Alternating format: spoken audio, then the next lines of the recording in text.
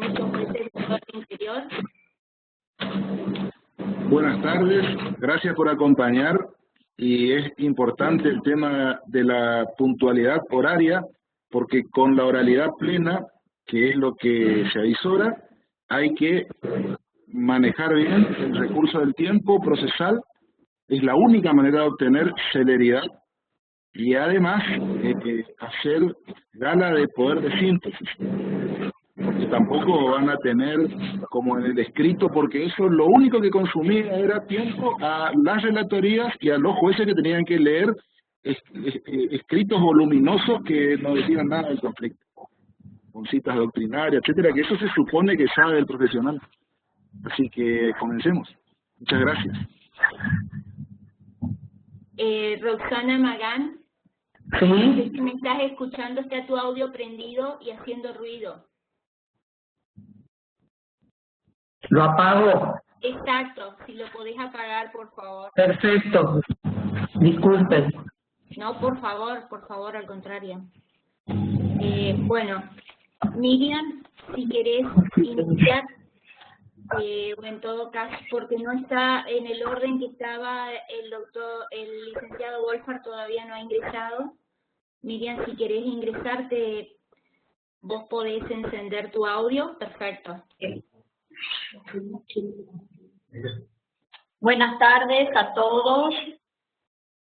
Bueno, vamos a ver si podemos cumplir con las expectativas de todos, porque hay grandes profesionales aquí, así que bueno. Bueno.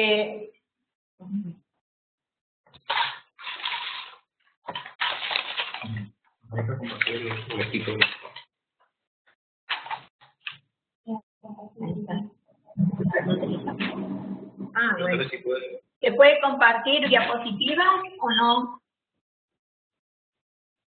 No se escucha. Sí, por supuesto. Sí. Bueno. Sí. Gracias. Gracias, doctor.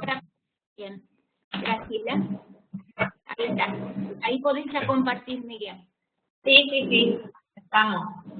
Bueno, vamos a empezar por decir que la perspectiva de género es una visión que está en nuestro ordenamiento jurídico ya hace rato, no es algo nuevo, y que tenía como antecedentes, según mis investigaciones también, la Ley Orgánica de Violencia de Género en el año 2004 en España, aumento de castigos en delitos de varón en la pareja sentimental contra la mujer, Convenio de Estambul, año 2011, en vigor en Europa desde el año 2014, que decide adoptar medidas teniendo en cuenta perspectiva de género.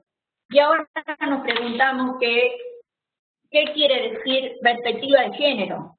Se habla de la perspectiva de género haciendo mención a la necesidad de juzgar entendida como la detección en un procedimiento judicial de situaciones de desigualdad por razón de género y la corrección de las mismas a través de la interpretación de la ley penal, teniendo en cuenta la especial situación de quien padece la discriminación. Violencia de género, no toda agresión de un varón a una mujer instrumentaliza la violencia para perpetuar los roles del género. Las motivaciones pueden ser variadas.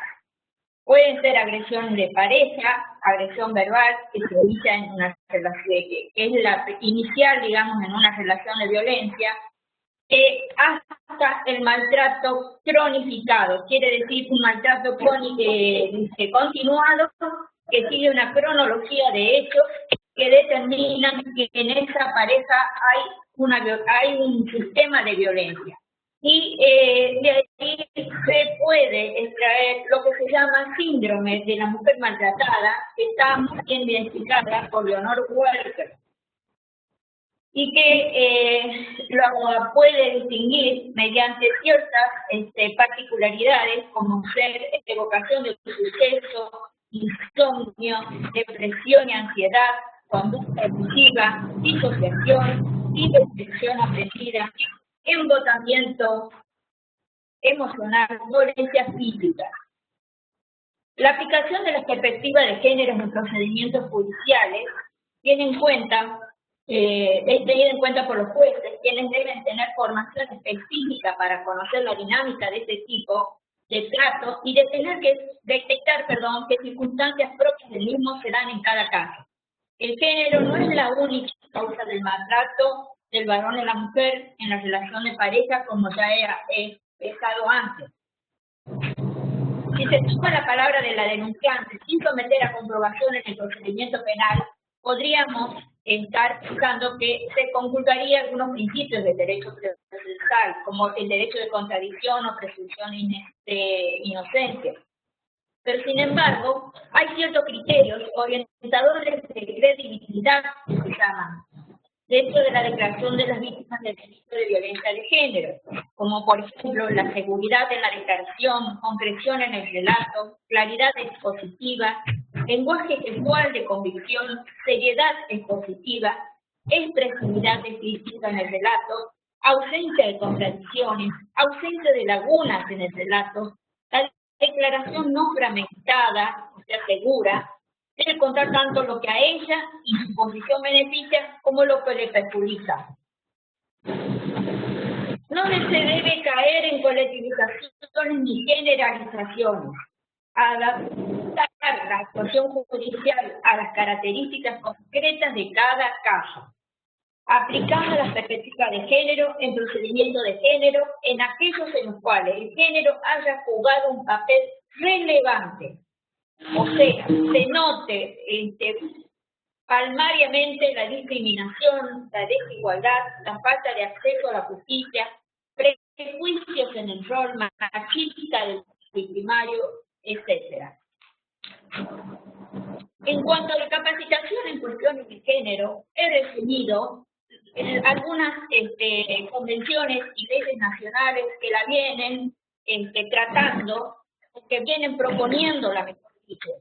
La Convención Interamericana para Prevenir, Sancionar y Erradicar la Violencia contra la Mujer, Convención Belén do Pará de la OEA en 1994, la Ley Nacional 26485 de 2009, que amplía la protección a las mujeres en todos los ámbitos, la Ley número 6021 del 2010, Protocolo de Detección Sistemática de Situaciones de Violencia contra la Mujer en la Consulta Médica, la Ley Nacional 27499 de 2018, conocida como la Ley Micaela, que es la que nos convoca hoy, la Ley Provincial 6527 del 2020, por la cual se adhiere la provincia de Corrientes a la Ley Nacional 27499, fijando un programa nacional permanente de capacitación institucional en género y violencia contra las mujeres, que establece la capacitación obligatoria en la temática de género y violencia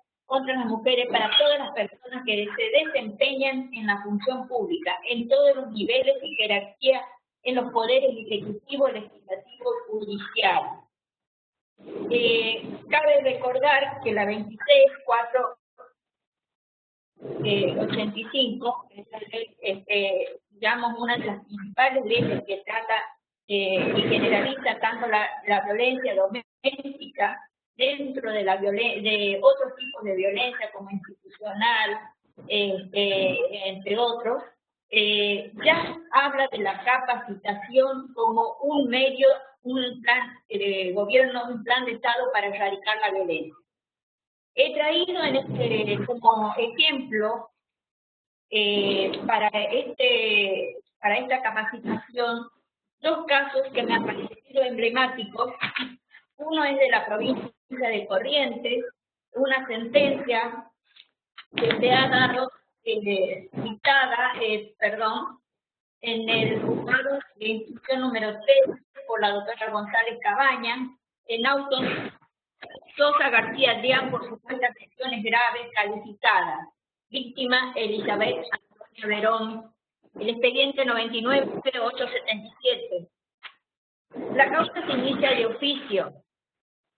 En realidad, la encuentran a la víctima en la calle, en la intersección de calle Moreno y Jujuy, tirada en la vía pública, y una comisión policial puede darle los primeros auxilios, termina en el Hospital General José Francisco de San Martín y después pierde la vida.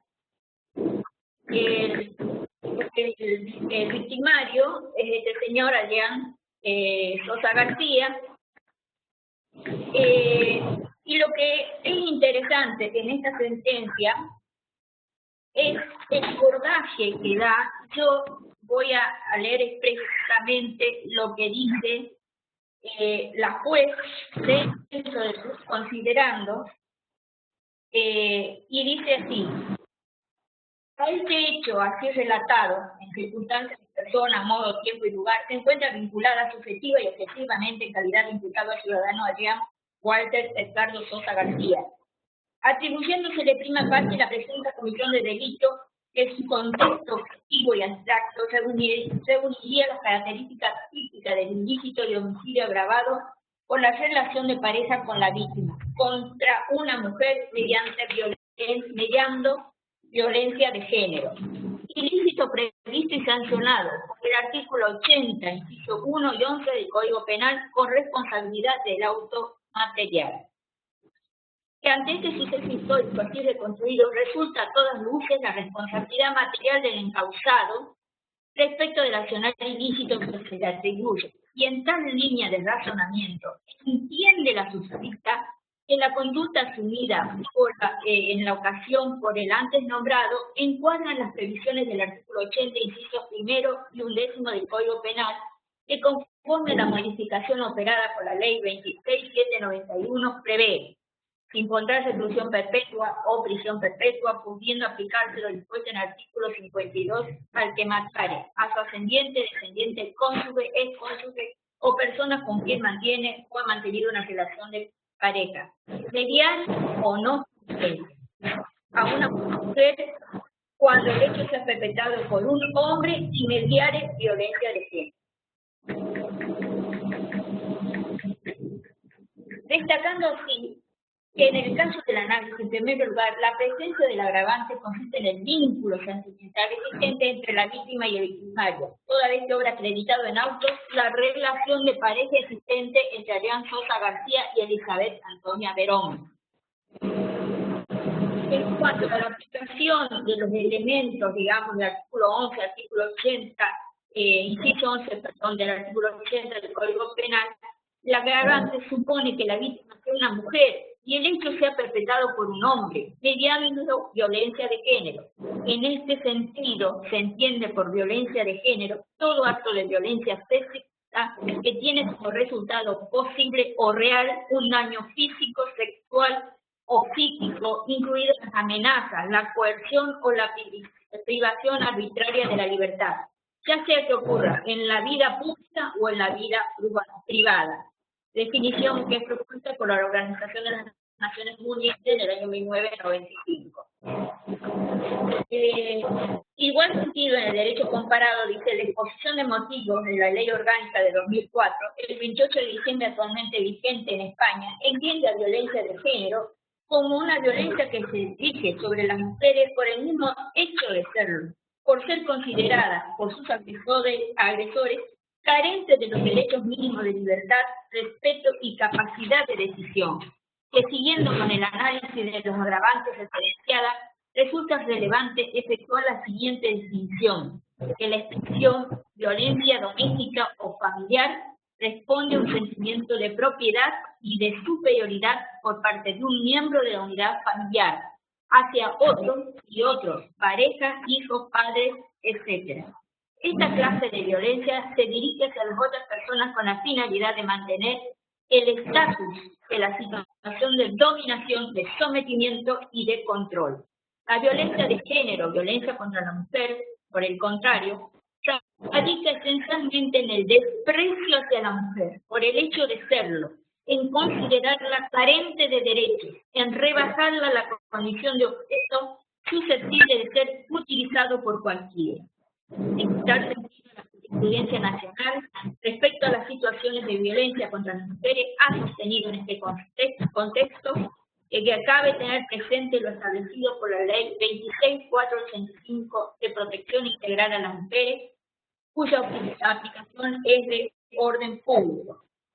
Entonces, teniendo en cuenta la legislación citada, se advierte que en el presente caso, la señora Elizabeth Antonio Verón ha sido víctima de violencia de género por parte de Adrián Sosa García, toda vez que los elementos ya reseñados permiten sostener con fundamento el accionar típico y antijurídico fue cometido por el imputado Sosa García contra Elizabeth Verón, es decir, proviniendo las agresiones de un hombre contra una mujer, efectuando el imputado con el despliegue de su arsenal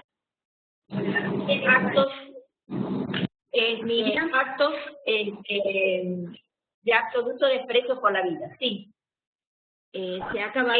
Ya termino.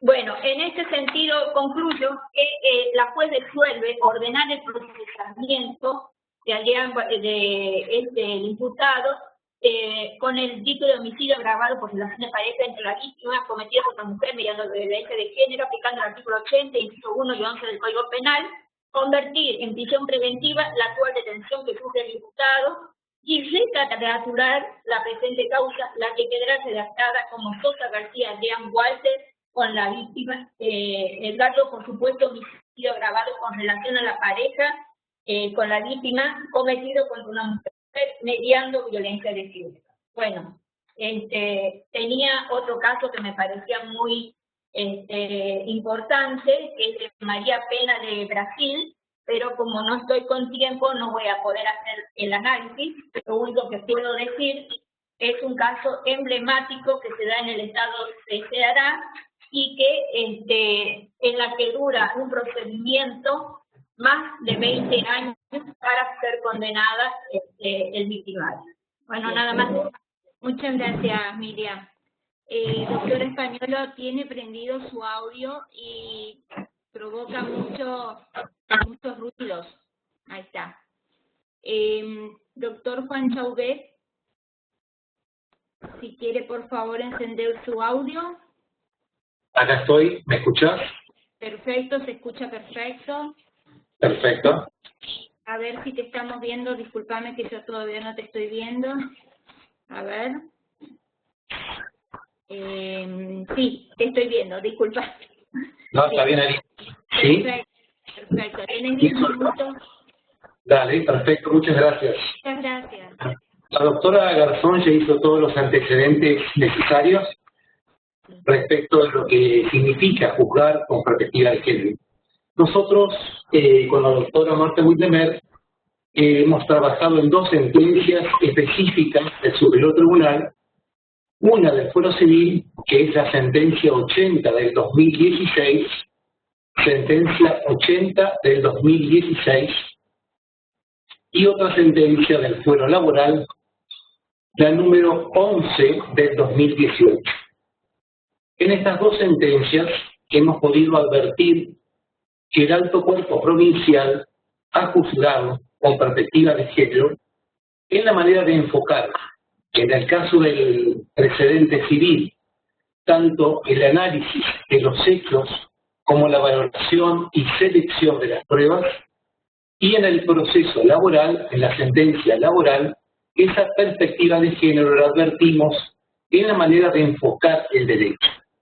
Concretamente me refiero en primer lugar y rápidamente a la sentencia civil, en considerando quinto, sexto y séptimo de esa sentencia, que es muy elocuente a la hora de tratar esa situación de acoso sexual que se intentaba probar, cuando el tribunal dice que no es una cuestión menor, sino más bien es el punto de partida del enfoque con el cual debe efectuarse el análisis y la valoración de toda la causa. Lo propio hizo a la hora de considerar en el apartado séptimo, donde dice que el juez debe ser consciente de que en el terreno que nos movemos existe una dificultad probatoria. Y dio referencia a los indicios de tener por acreditado el acoso sexual.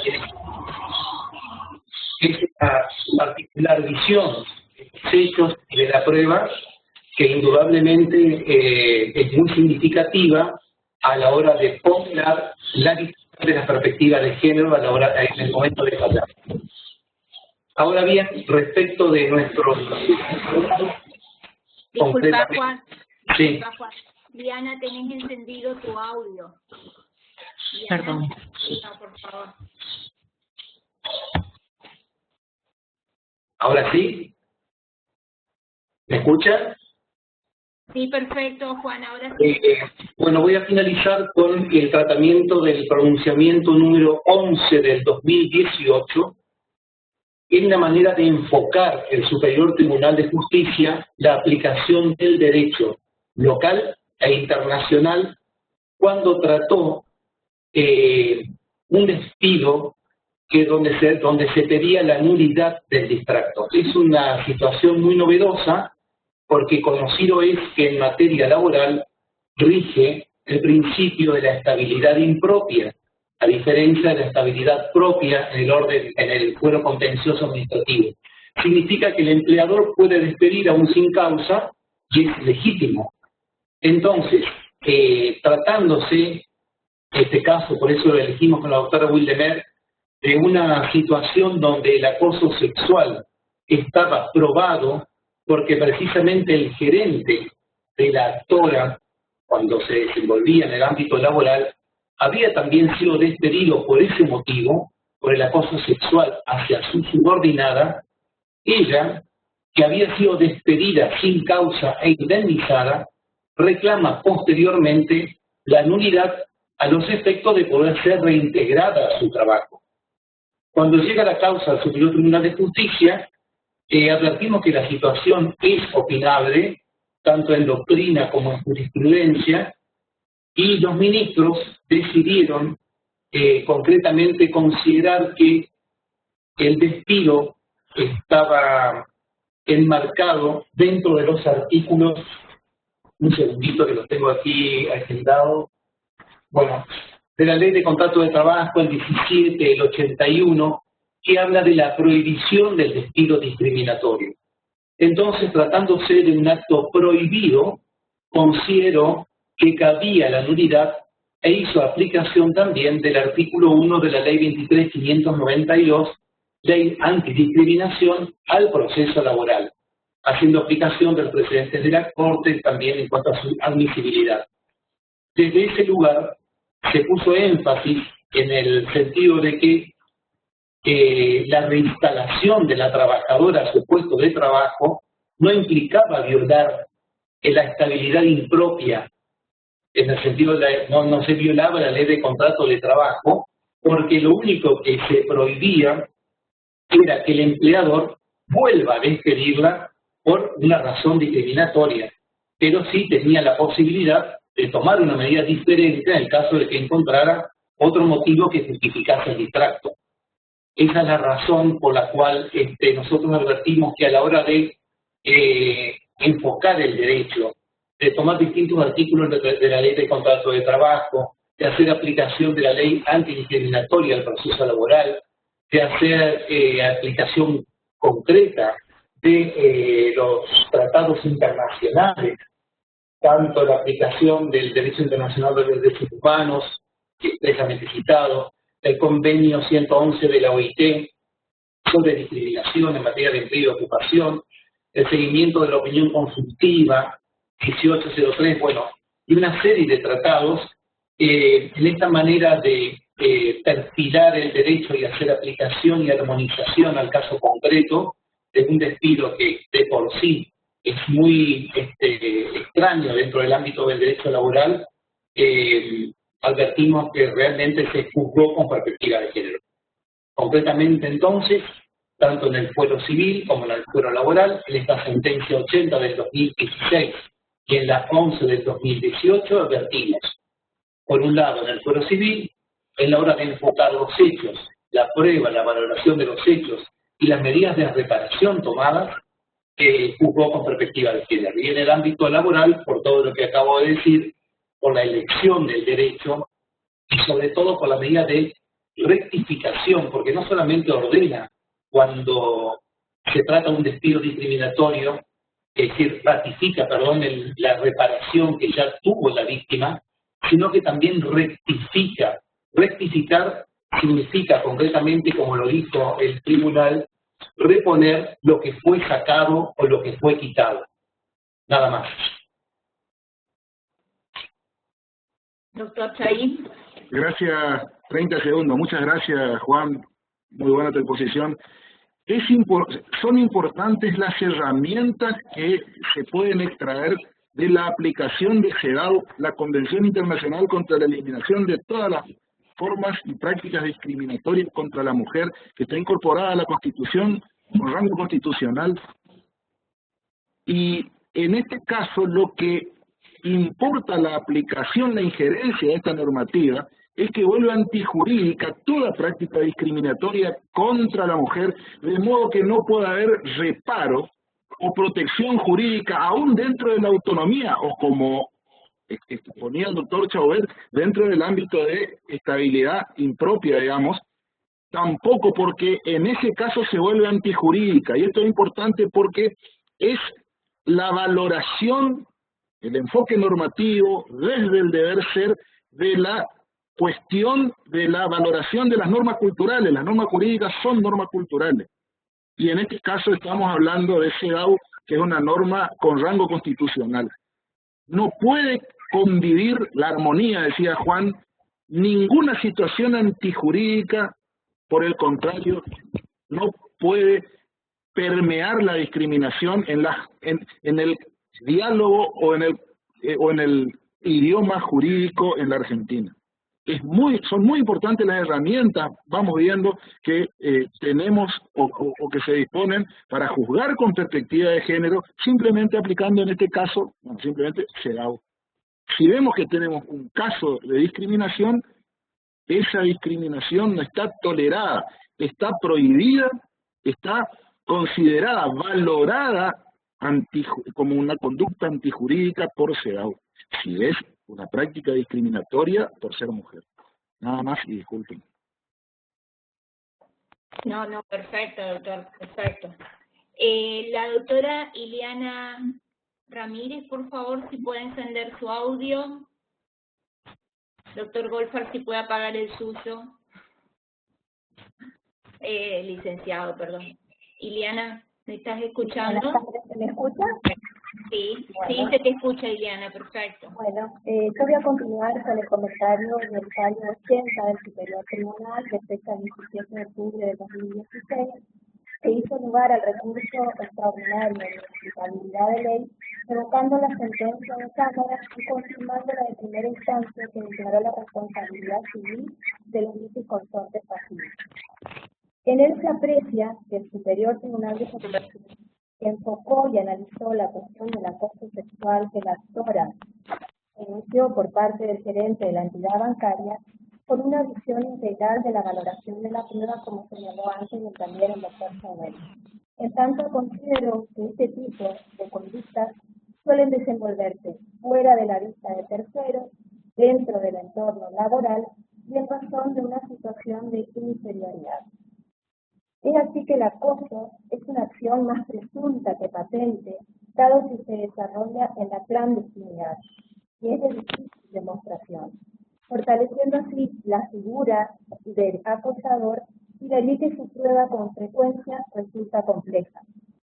En este sentido, el tribunal reconoció que en este caso puntual existía una dificultad probatoria, que imponía la primacía de la realidad, no bastando que el juzgador se detenga en la superficie aparente de las situaciones jurídicas, sino en una búsqueda profunda, distinguiendo las circunstancias particulares que cesan en la fuerza de conducción de cada una de las pruebas. Y siguiendo esta línea, tuvo como observados los siguientes indicios. Los voy a resumir.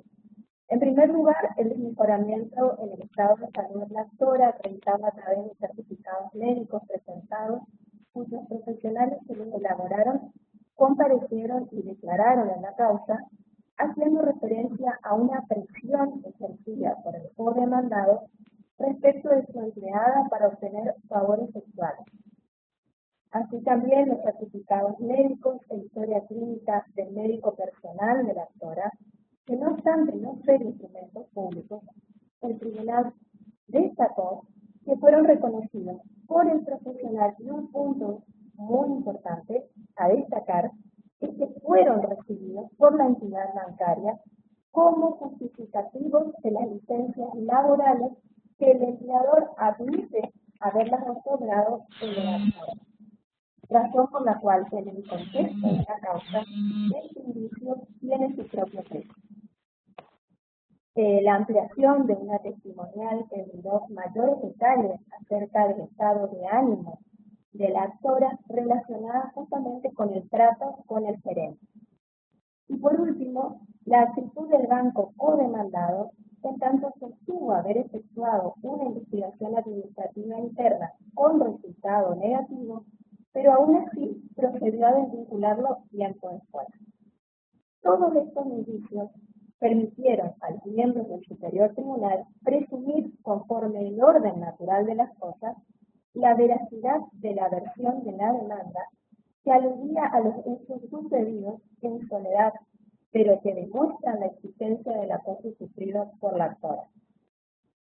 En el caso, el tribunal, los miembros del tribunal visualizaron claramente una situación de opresión de un género sobre otro, basada en una relación de desigualdad, apreciando el contexto de los sujetos involucrados y las relaciones particulares que la conforman, a través de elementos de juicio que permitieron comprender cabalmente el conflicto y desentrañar situaciones de violencia que se encontraban ocultas. Esto es, en definitiva, el hostigamiento sufrido por la actora, ejercido sobre ella por alguien con poder de dar o quitar algún beneficio derivado del empleo. En conclusión, y para finalizar, el enfoque dado a la causa por los miembros del Superior Tribunal, siguiendo los lineamientos de los tratados internacionales de derechos humanos que persiguen la erradicación de situaciones de violencia que tienden a propender el cambio de patrones y estereotipos culturales, a mi criterio se puede afirmar que en la causa se ha juzgado con perspectiva de género, cuyo objetivo principal es revertir situaciones de discriminación y violencia hacia la mujer y derrumbar parámetros patriarcales que han sido la postura dominante en nuestra cultura. Muchas gracias. Gracias a vos, Liliana. Muchas gracias. El doctor Daniel Martínez Borda, por favor, ¿puede encender su audio? Sí, estoy. Perfecto. Perfecto, se escucha, doctor. Bueno, buenas tardes. Yo voy a comentar la sentencia 119 del año 2019, cuya carátula es Dalmolín Noelia contra Zambón sobre daños y perjuicios. Esta demanda tuvo por objeto el resarcimiento por daños y perjuicios derivados de hechos lesivos contra la reputación y el honor de una mujer. El juez de primera instancia condenó a Luis Zambón al pago de 50.000 pesos más intereses porque encontró probado que existieron por parte del demandado improperios, insultos y agresiones verbales agraviantes dirigidas a Noelia Dalmolín. Apelada la decisión, la Cámara confirmó el pronunciamiento e interpuesto el recurso extraordinario ante el tribunal, este lo rechazó. La violencia de género es una problemática extremadamente sensible que nos comprende a todos. Como operadores del sistema judicial, se tiene una más amplia responsabilidad y un mandato fuerte en relación a la prevención y sanción. Muchas veces la violencia contra las mujeres se ha relacionado exclusivamente con la violencia física. Sin embargo, la violencia comprende también el maltrato psicológico, sexual, de aislamiento y control social, que suelen pasar mucho más desapercibidos. No debemos olvidar que las muertes por violencia de género son el último eslabón de una cadena que comienza antes, con la violencia psicológica, con la anulación, con los desprecios, con las prohibiciones y con las primeras agresiones físicas. Incluso mucho antes, con actitudes o comentarios a menudo imperceptibles. ¿Cómo se ha avanzado en esta cuestión? Me remonto un poco atrás para traer a la memoria que desde la época de la justicia colonial, donde la moral sexual era el pilar central de la honra femenina y las virtudes masculinas se relacionaban con la lealtad, con la honestidad, con el coraje y la capacidad de control de sus mujeres, en ese tiempo el código de iniciación implicaba el despliegue de un amplio repertorio ofensivo, compuesto por actos, gestos, palabras, y en consecuencia, tanto los insultos como algunos daños físicos y ademanes groseros estaban contemplados dentro de las injurias de obra y de palabra. Esos insultos, lanzados en público y a viva voz, llenaban de oprobios y ultrajes a las destinatarias, víctimas de expresiones de un tenor que, lejos de poder pasar desapercibido por el entorno, conducía al escándalo. La experiencia histórica entonces nos revela avances en lo referido a la protección de derechos que hasta hace unos años no eran correctamente vislumbrados. Violencia de género, maltrato, violencia machista, orden de restricción, perimetral, son distintos conceptos que describen y hacen referencia a una compleja realidad, la de la mujer que sufre por el uso de la violencia ejercida por su pareja en el espacio afectivo, desde un vínculo construido ilusoriamente o no, desde el afecto, el cariño, protección, seguridad, y lo convierte en dolor, incomprensión y trauma. Las mujeres, por el simple hecho de haber nacido mujeres, continúan siendo discriminadas en muchos aspectos de la vida. La violencia de género es una nefasta injusticia del día a día. La necesidad de abordar los casos con perspectiva de género que aparecen en la jurisprudencia de la Corte Suprema de Justicia se deriva también de los compromisos internacionales asumidos por el Estado argentino relativos a las declaraciones sobre derechos humanos, a los estándares internacionales fijados por los órganos de aplicación y control, y a la normativa nacional que reconoce a las mujeres el derecho a una vida libre de violencia y de discriminación. Es un compromiso del Estado obligado por diversas normas internacionales a fin de desnaturalizar, visibilizar y promover las transformaciones que sean necesarias. Es conocido el caso Kimmel, que obligó a modificar la legislación penal argentina en relación al delito contra el honor, adecuándola al precepto de la Convención Americana de Derechos Humanos. Dentro de la normativa que cita el fallo que estoy comentando, está la Convención sobre la Eliminación de todas las formas de violencia contra la mujer, que en sus siglas es la CEDAW. Este tratado, aprobado por las Naciones Unidas en 1979, Argentina lo firmó en 1980. Insta a los Estados miembros a adoptar medidas orientadas a acelerar la igualdad entre varones y mujeres y desterrar viejos estereotipos. Ejemplo de ello es la creación de la Oficina de Violencia Doméstica de la Corte Suprema de Justicia de la Nación, en donde la mujer tiene un mayor acceso. No, esto de mencionar que en la emergencia que estamos viviendo a raíz del COVID-19 se están provocando impactos específicos en las mujeres que no solo en el interior de sus lugares, sino también fuera de ellos, llegando a profundizar esas desigualdades de género. Yo entiendo que lo plasmado en esta sentencia de la diversa normativa que está en el fallo 119, Ley 26.485, de protección integral para prevenir y erradicar la violencia contra las mujeres, la CEDAW, como cité antes, la Convención de Veneno para y la recomendación número 19 es aplicada con perspectiva de género a fin de destruir viejos paradigmas de superioridad cultural y discriminación ya no toleradas a la sociedad, y en particular con la mujer. Concluyo con esto. La perspectiva de género como parte de las decisiones judiciales toma relevancia por lo siguiente: favorecer a una mayor idoneidad técnica al conocer la perspectiva de género e incorporarla en la elaboración. Contribuye a una gestión más eficaz y eficiente al valorar los efectos de las medidas judiciales en las relaciones de género y contribuye a la calidad institucional al favorecer el diálogo y tener que rendir cuentas. Muchas gracias. Gracias, doctor Borda. Muchas gracias.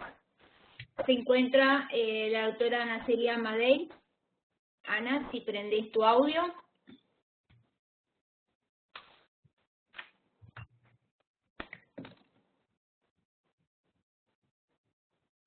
Tenés que prender tu audio, Ana Celia. ¿Me estás escuchando? No, ahí está, ahí recién. No, ahí no apagaste, Ana Celia. Ahí, ahora sí. ¿Ahora sí? Bueno, Ahora sí. Hola. Hola. ¿Qué tal?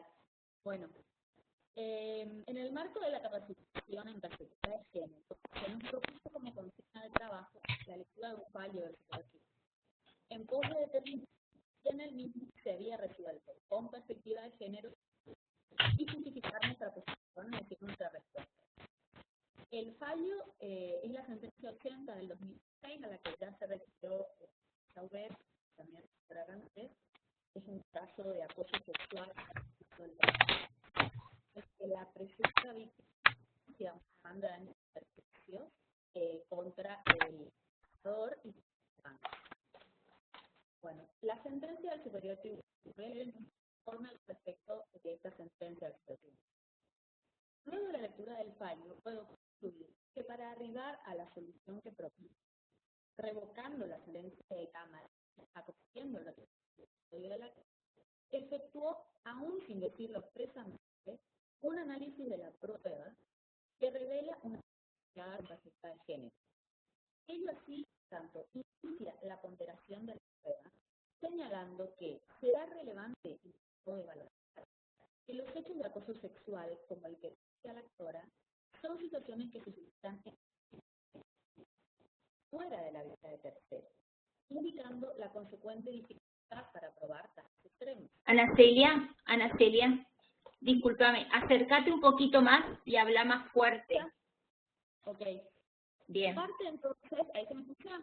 Sí, ¿puedes subir el audio de tu computadora? Parece que está al máximo. Vamos a Bien. tener que acercar más nomás para que se escuche Bien, mejor. bien, perfecto. Parte, pero se oyó lo que dije antes. Sí, medio bajo, pero se escuchó. Bueno, ¿digo desde dónde estoy o querés que Sí. comience otra vez? No, por favor, ¿desde dónde estás? Bueno, parte entonces la sentencia de identificar que el conflicto se desenvuelve. Primero, teniendo a una mujer como presunta víctima. El acoso se produce por un superior jerárquico en su lugar de trabajo.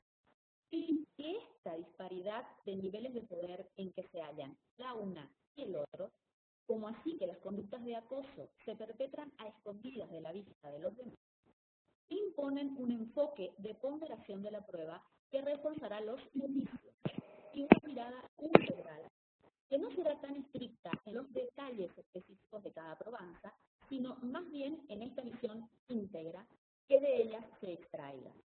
Concluyendo en que, y esto es textual del fallo, lo que le corresponde probar a la actora son hechos de los cuales pueda inducirse la conducta que reprocha el demandado.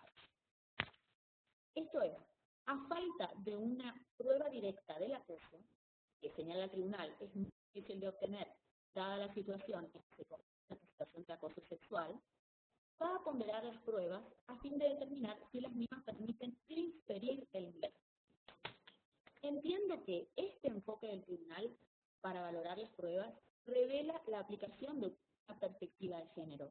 En tanto, la opción por el mismo importa que el tribunal detectó la situación de desigualdad que se hallan el presunto acosador y la víctima, y ante ello acude a una vía que le permita igualar, colocar a la misma altura a ambos, analizando con criterio amplio las pruebas que permiten inferir el acoso.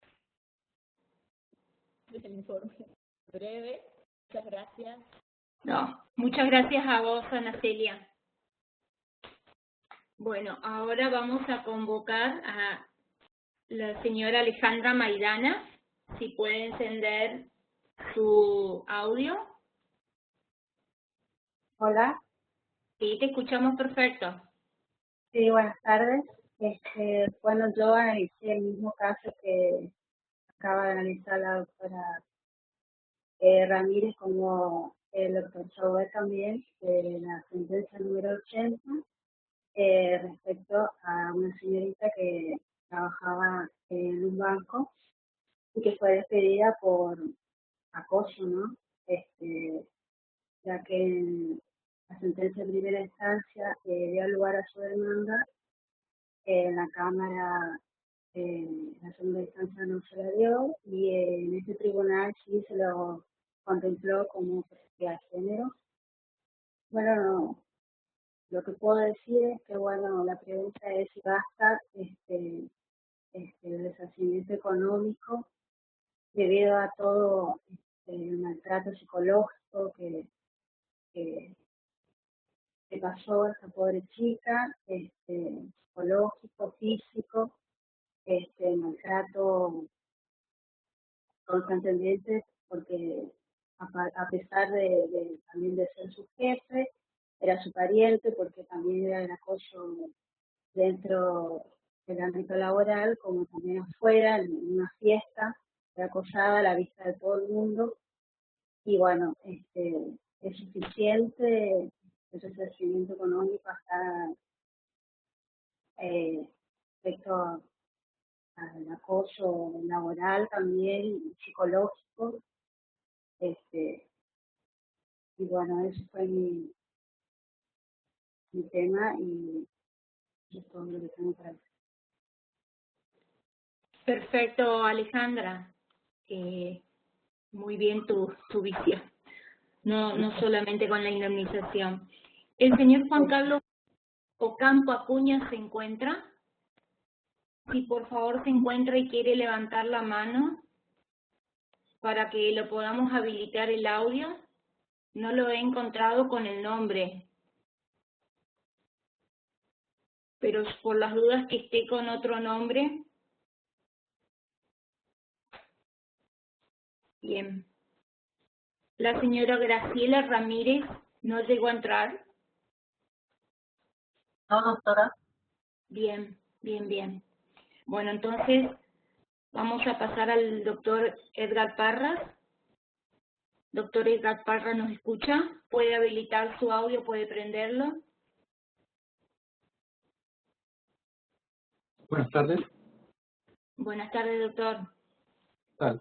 Bueno, nosotros en la Secretaría Administrativa realizamos un trabajo colectivo sobre un caso propio que aún se encuentra en trámite.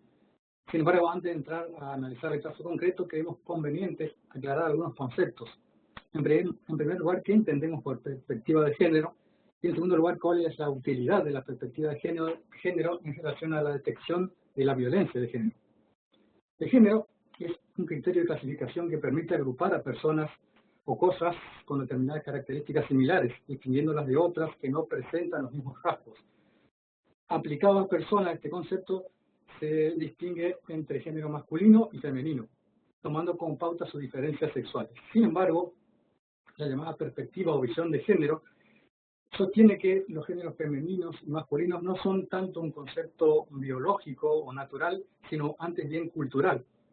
En tal sentido, se enfatiza que el género es una creación social que no alude tanto a la sexualidad en su dimensión biológica, sino más bien a los roles y al comportamiento que la sociedad asigna a mujeres y hombres a partir de sus diferencias sexuales. La perspectiva de género propone centrar la mirada en cómo operan los estereotipos de la sociedad que la sociedad ha construido en torno a los géneros femenino y masculino y a las desigualdades que estos estereotipos generan. Perspectiva de género y violencia de género. En una sociedad patriarcal, tradicionalmente se asigna a las mujeres un papel de sumisión y obediencia. En este tipo de sociedad se sienten los hombres con derechos sobre las mujeres y entienden como algo natural y legítimo ejercer un poder sobre ellas, disciplinarlas e inclusive castigarlas. En este contexto, la violencia de género puede definirse como toda forma de violencia que se sustenta en la asimetría en las relaciones de poder existentes entre varones y mujeres. La perspectiva de género que como vimos centra su mirada en las desigualdades que se producen a partir del rol de subordinación que se asigna a las mujeres, consiste entonces en un instrumento muy útil para reconocer primero y abordar después la violencia contra la mujer, que es el resultado precisamente de esa simetría de poder. Sin ánimo de realizar una enumeración exhaustiva, puede señalarse que las formas más comunes de violencia son las siguientes: la violencia física, la violencia psicológica, la violencia sexual, la violencia económica, la violencia laboral y la violencia institucional. Me quiero detener en esta última porque es la que vamos a analizar en el caso cuando nos adentremos a su análisis, y es la que proviene de los funcionarios o autoridades públicas que dificultan o impiden el acceso de la mujer a los beneficios de sus políticas de asistencia pública y también para el pleno ejercicio de su derecho. Bueno, ahora sí, y en relación al caso concreto,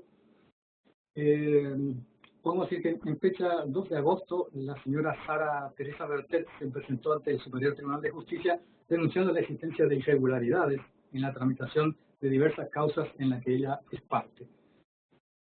Atento a esta denuncia, el Superior Tribunal de Justicia analizó los distintos expedientes mencionados por la denunciante, comprobándose que no existían irregularidades en su tramitación, y por tal motivo se resolvió no habilitar la vía de superintendencia solicitada.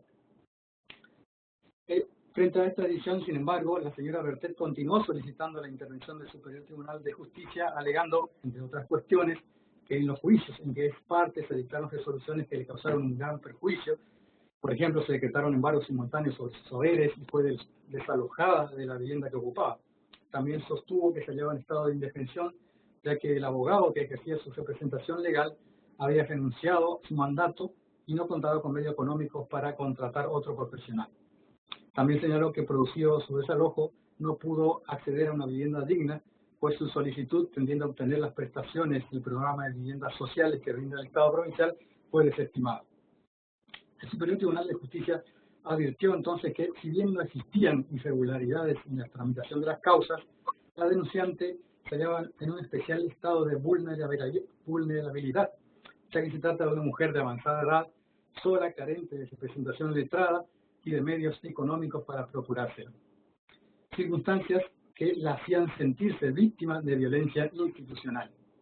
Es que cuando las distintas reparticiones de la administración pública que interactuaron con la señora Bertet, juzgados y otros organismos estatales, obraron, si bien todo ello obraron estrictamente de acuerdo al ordenamiento jurídico y en el marco de sus atribuciones legales, en cambio no fueron capaces de contener y dar respuestas adecuadas a las necesidades de aquella quien por ende se sintió desprotegida por el accionar del Estado y afectado sus derechos humanos fundamentales.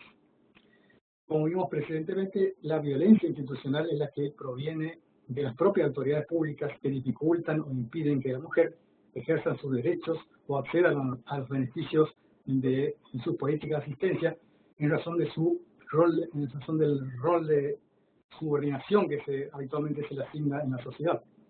Tal situación pudo haberse configurado en el caso de la señora Bertet, quien, privada de asistencia letrada por cuestiones económicas, se vio impedida de continuar actuando con normalidad en los procesos en que es parte en desmedro de su derecho de defensa.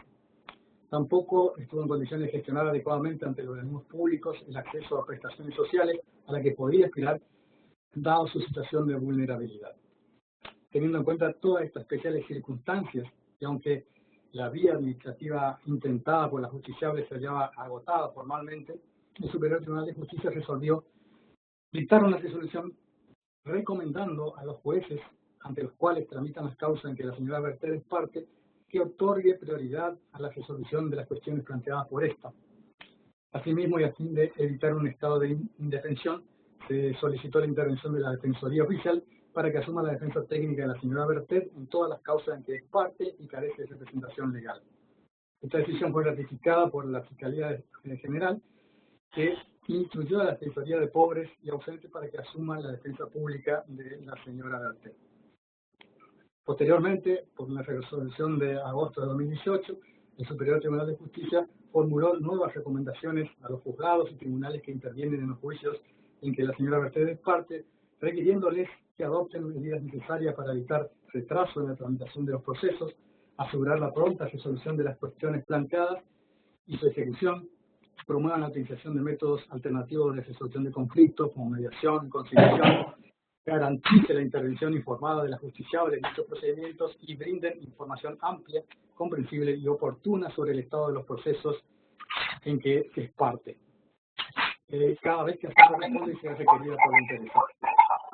Particularmente en relación a aquellas medidas y resoluciones que puedan afectar sus intereses, haciéndoles saber en cada caso las acciones, la defensa, los recursos y los remedios procesales con que contaban. Cabe señalar que las medidas de tutela dictadas en relación a la justiciable tuvieron por finalidad dar cumplimiento con las disposiciones, los lineamientos generales que fija la Declaración sobre la Eliminación de la Violencia contra la Mujer, que establecen expresamente que la mujer tiene derecho a condiciones de igualdad, al goce y a la protección de los derechos humanos y libertades fundamentales, entre ellos, especialmente el derecho de obtener la igual protección de la ley, y que los Estados deben implementar sin demoras políticas encaminadas a eliminar la violencia contra la mujer, debiendo con ese fin dar acceso a la mujer a los mecanismos de la justicia, adoptar medidas para que las autoridades encargadas de hacer cumplir la ley y los funcionarios que han de aplicar las políticas de prevención, investigación y castigo de la violencia contra la mujer reciban una formación que los sensibilice respecto de la necesidad de la mujer y adoptar medidas orientadas a eliminar la violencia contra las mujeres, especialmente las más vulnerables. Esto fue entonces el trabajo que realizó la Secretaría Administrativa. Como punto final, nos permitimos proponer algunas medidas para mejoramiento del servicio, relacionado, por supuesto, a la perspectiva de género, y una de las más importantes, y que estamos cumpliendo aquí precisamente, es capacitar y sensibilizar a los operadores judiciales en la aplicación de la perspectiva de género, porque solo teniendo este conocimiento es posible detectar si un caso constituye o no violencia de género y darle el tratamiento adecuado y no tratarlo como otros casos ordinarios que habitualmente en lo que habitualmente entiende el Poder Judicial. Eso es todo. Muchas gracias. Muchas gracias, doctor Parra. Muchas gracias. Está la doctora, la señora Aida Benítez de Amarilla, que por un inconveniente técnico no pudo entrar la vez anterior y le vamos a ceder la palabra. No sé si nos está escuchando, señora. Tiene su audio prendido, lo que no la podemos es ver en estos momentos nada más. A ver. Si quiere prender su cámara. A ver. Pero se la escucha perfecto, ¿eh? Bueno. Pero un cachito. Sí. Si despliega el menú, ahí va a haber video, o si no, al lado de su nombre también va a encontrar el diseño de la camarita, el dibujo. Sí, me estoy buscando. Bien. Bueno, mientras tanto, les cuento. Yo también me refiero a el caso de la mujer empleada del banco que presentó una demanda porque como era acosada dentro y fuera de su ámbito laboral por su superior. Y me refiero a la interpretación de las pruebas, porque en el caso de acoso sexual es muy difícil de probar, porque generalmente se produce en ámbitos privados, motivo por el cual se debe dar importancia a los indicios, como ser el desmejoramiento psicológico, los llantos, la pérdida de peso de la actora, etcétera. Y también los certificados médicos y la historia clínica que presentaron su médico personal y que también el médico del banco. Son importantes las declaraciones de los testigos de la actora porque son todos coincidentes y siempre estuvo presente la violencia contra la empleada. Por ejemplo, el incidente que hubo en la fiesta entre el demandado, que era el gerente del banco, y el novio de la actora. Y allí queda plasmada la violencia contra la mujer porque, ¿cómo es? El superior, digamos,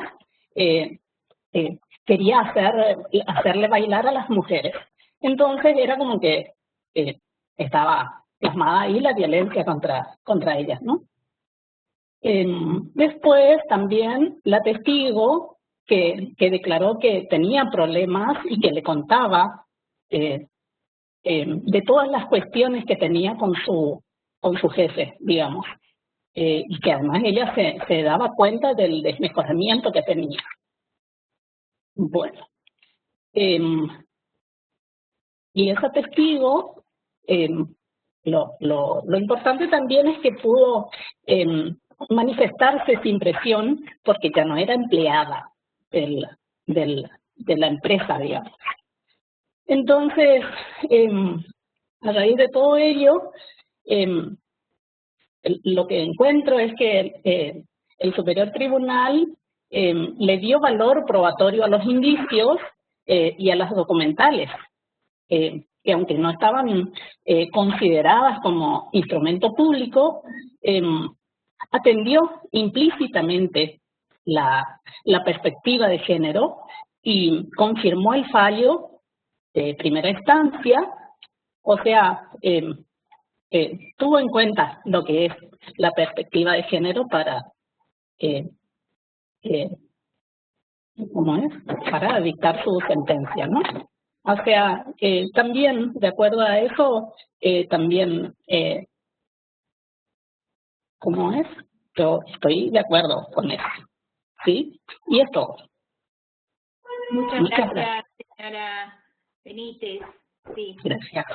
Orgullosos de un poder judicial que detecta los casos y puede juzgar con esa perspectiva. Señor licenciado Alejandro Golfar, usted ya sería el último hoy. Buenas tardes, Salina. ¿Se me escucha ahí? Se te escucha perfectamente. Bueno, muy bien. El caso que traje para presentar es del Tribunal Oral Penal número 2 de Corrientes, y es un caso de lesiones agravadas calificadas por el vínculo como por haber sido cometido un poquito más fuerte, Alejandro. Sí. Lesiones graves calificadas por el vínculo como por haber sido cometidas contra una mujer en violencia de género. Se trata de un delito ocurrido en una zona rural donde un ciudadano golpea a su esposa una vez más, ya esto era una situación crónica, y en esta ocasión la golpiza es mucho más severa, retirándola prácticamente, y después de 4 horas, que fue el tiempo que duró la golpiza, el hombre se retira a continuar con sus tareas de cuidado de sus animales, las tareas rurales. En ese momento logra escapar esta mujer y si bien no había podido ser auxiliado durante todas estas horas por vecinos que tenían conocimiento de que esto ocurría, cuando se refugia y transcurre toda una noche en una zona rural, cuando ella muy lastimada, logra allí posteriormente encontrar a alguna otra persona que la puede auxiliar, finalmente logra llegar al pueblo para hacer la denuncia. Ahora, viendo un poco hacia atrás, lo que primero se ve es que este es un caso que tenía su primer antecedente, viene del 2019, su primer antecedente era del 2012, y del 2012 hasta el 2019 se habían reiterado diferentes denuncias y exposiciones por temas de violencia de género. Pero esta mujer persistía en este vínculo. Y aquí, el análisis del fallo se desprende con mucha claridad de los informes psicológicos realizados, el rol que cumplen los niños, los hijos de esta pareja, en esta situación, porque la mujer realmente pensaba que al irse iba a perder a sus hijos. Y en rigor de verdad, se puede escapar de esa situación de violencia materialmente cuando el hombre sale a hacer las labores rurales, sin llevar hacia sus hijos. Posteriormente, es alojada en el centro de contención, refugio para víctimas, y allí también son llevados sus hijos y permanece por un mes en ese refugio y finalmente no pierde a sus hijos. Es decir, es una mujer que tiene que atravesar ese miedo que había sido inoculado a lo largo de muchos años porque parte de esta violencia también, no solo la violencia física, sino estos temores que son parte de la simetría propia del vínculo y que llevan a una mujer a pensar que va a perder a sus hijos y, como insisto, tuvo que por un momento dejarlos para poder retirarse sola, pero logra posteriormente recuperarlos y de hecho se produce finalmente una condena de estos ciudadanos a 5 años de cárcel. Pero lo que yo quiero hacer notar es que este lugar de víctimas secundarias de los niños que presenciaban a lo largo de todos estos años las reiteradas situaciones de violencia. Y de hecho las naturalizaban, y eso es lo que muchas veces lleva a que en su siguiente núcleo familiar, ya son padres, son madres, que estos niños tomen justamente como algo natural esta modalidad de interacción que es disfuncional y que es un delito. Los informes psicológicos, tanto de la víctima como del victimario, son bastante, digamos, clásicos. Las características que se encuentran en la víctima, la idealización del vínculo, la dependencia tanto afectiva como material, la anestesia afectiva a la que la víctima recurre para poder tomar distancia de sus propios afectos, incluso desencadenamientos tempranos, los que la víctima provoca un episodio de violencia sin llegar a, sin poder esperar a que el círculo de violencia escale mucho más, porque de lo contrario pondría en riesgo su vida. Y del lado del victimario, las características también son bastante clásicas. Está la celotipia, la falta de empatía, la dificultad para poder tomar al otro como otro ser humano y de hecho lo toma como parte de su hacienda y como parte de una más de sus posesiones en ese lugar en el que vivía. Lo que especialmente yo quería poner de relieve, que pareció lo novedoso de este fallo, es que más allá del tema de decir que la víctima reciba la atención material en el que se contenía en el refugio, que también los niños y la víctima reciban atención psicológica, parece acá en la función resocializadora de la pena, porque se ordena a que el victimario debe realizar un tratamiento en el Hospital de Salud Mental en un grupo que trabaja con hombres violentos. Y esto tiene una implicancia muy importante porque trasciende a este núcleo familiar. Está comprobado que las personas que participan de ese tipo de tratamientos reinciden solamente en un 7%, volviendo a ser agresores de violencia de género en diferentes vínculos posteriores. Y en cambio, aquellos que, los que no hacen ningún tratamiento reinciden un 50%, y los que hacen un tratamiento solo reinciden en un 6 o 7%. Entonces, esto, por eso digo, tiene una implicancia que trasciende y que va más allá de este núcleo familiar. Eso me parece que ha sido lo novedoso, que es una tendencia que en otros países ya tiene bastante trayectoria, y aquí en Argentina hay varias provincias que están empezando a hacer punta con este tipo de dispositivos. Corrientes es una de ellas, junto con Salta, Santiago del Estero y algo que se está haciendo también en Buenos Aires. Básicamente eso. Doctor Chaín, ¿quiere agregar algo? Nada, cerrar nomás, muchas gracias, buenas tardes, muy linda la actividad. Sí. Muy bien interdisciplinaria.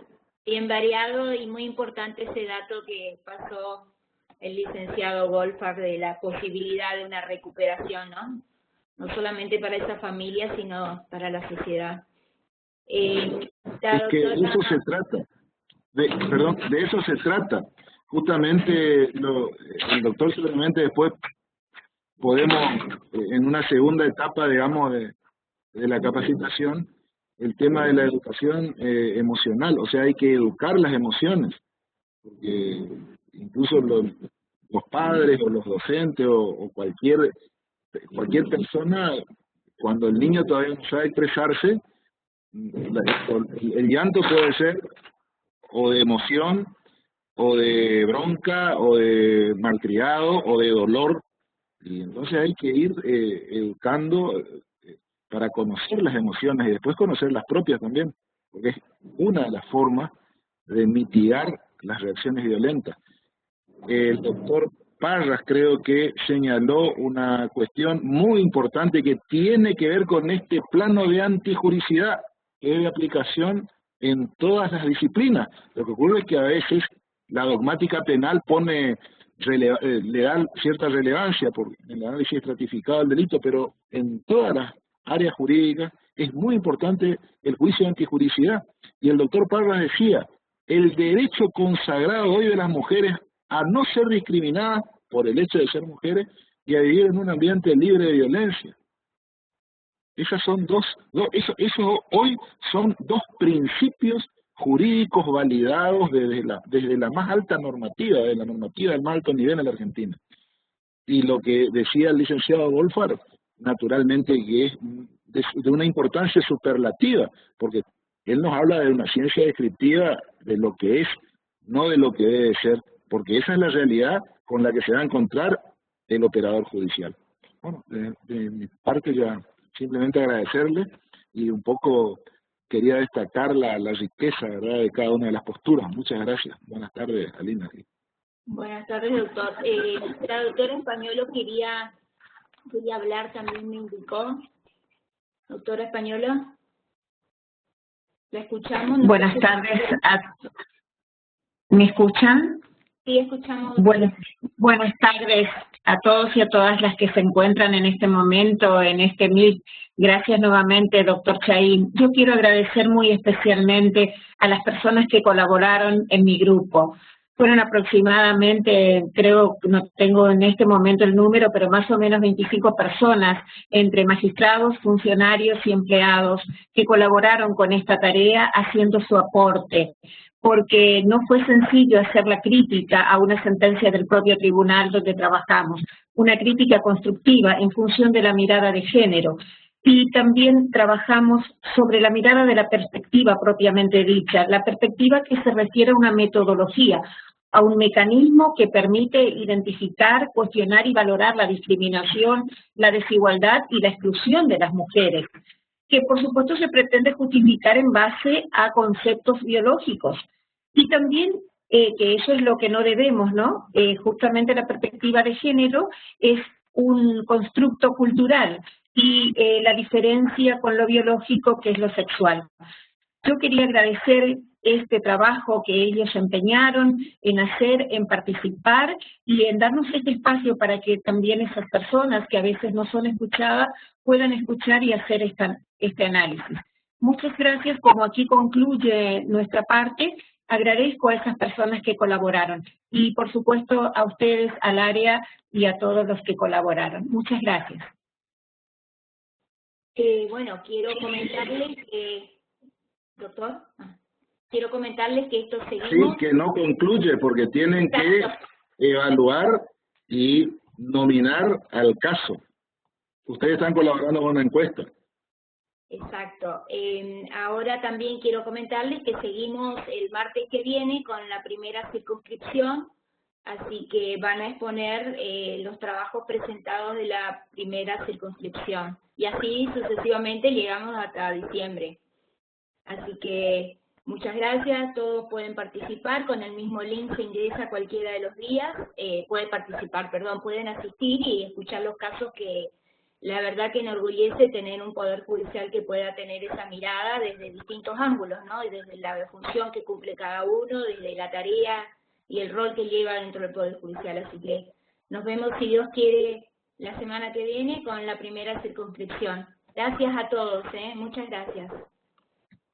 Buenas tardes, muy buenas. Sí, muchas gracias, hasta pronto. Gracias, Carolina, muchas gracias. Gracias a todos, muchos jueces del interior, doctora Aguirre, acá estoy viendo unos cuantos, así que muchísimas gracias. Sobre todo ellos porque están lejos, ¿no? Ustedes por ahí los puedo encontrar en el ascensor, en algún lugar. Gracias a todos, gracias por participar. Hasta luego.